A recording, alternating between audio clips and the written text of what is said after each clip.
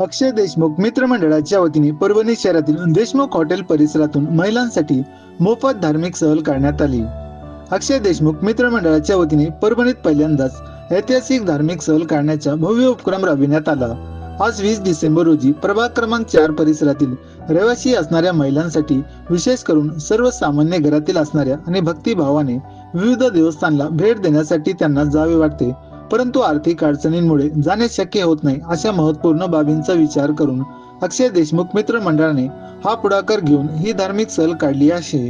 तुमचे पोरग समजून मतदान करा आणि याचे ऋण मी तुम्हाला सांगेन की येणाऱ्या काळात याच्या दुप्पट फेडीन एवढं बोलतो। महाकालला मी आशीर्वाद मागतो आणि माझे धन्यवाद। आज आपल्या नशिबाने देवाच्या आशीर्वादाने आपल्याकडून लोकांची ज्या आहेत त्या सर्व मातोश्रींची सेवा व्हायली ही आपल्याला जीवनातलं सर्वात मोठं कार्य आहे। बाकी फायदा तोटा काय होईन नाही होईन त्याच्या विषयात नाही।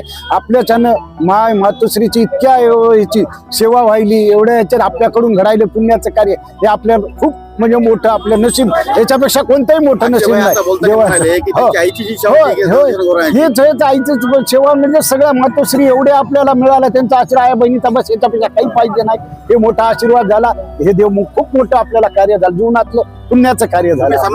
आम्ही समाधानी आहेत। आम्ही स्वतः घरी राहिलो पण जे पाठवायले भक्त एवढे त्याचा आम्हाला आनंद आहे जास्त, त्याची भक्ती आहे।